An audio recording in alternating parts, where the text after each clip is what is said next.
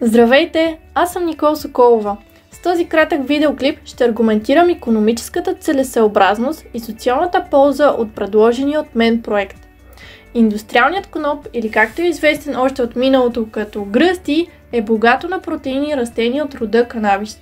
Убедена съм каква асоциация веднага предизвиква у вас думата канабис.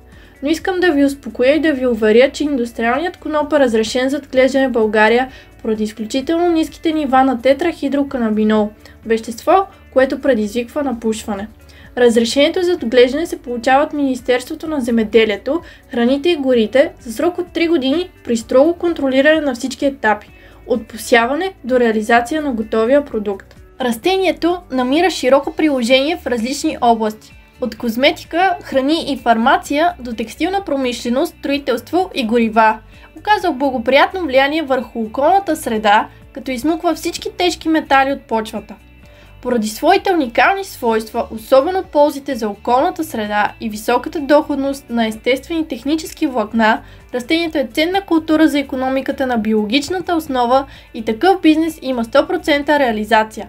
А фактът, че от него се произвежда биоразградима пластмаса, е само едно от нещата, които го правят предпочитана суровина за все повече производства в хранителната индустрия. Индустриалният коноп е една от най-бързо растящите познати на човека биомаси.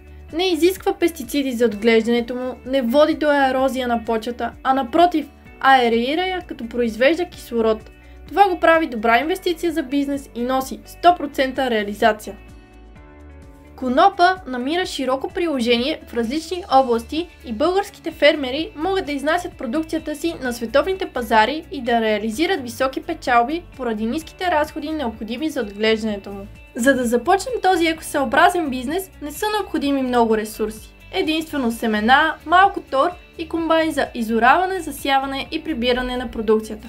Както виждате, предварително направените финансови разчети показват, че за засяването на 5,5 декара земя ще са необходими около 3220 лева. Тоест, средствата, с които разполага семейството, са достатъчни за реализацията на тази бизнес идея. Всеки един член от семейството ще може да се включи в развитието на бизнеса, прилагайки своите умения. Реализираните печалби могат да се влагат в изграждането на оранжерии, което ще даде възможност за целогодишно отглеждане и съответно до разширяване на бизнеса и откриване на работни места за хората от региона.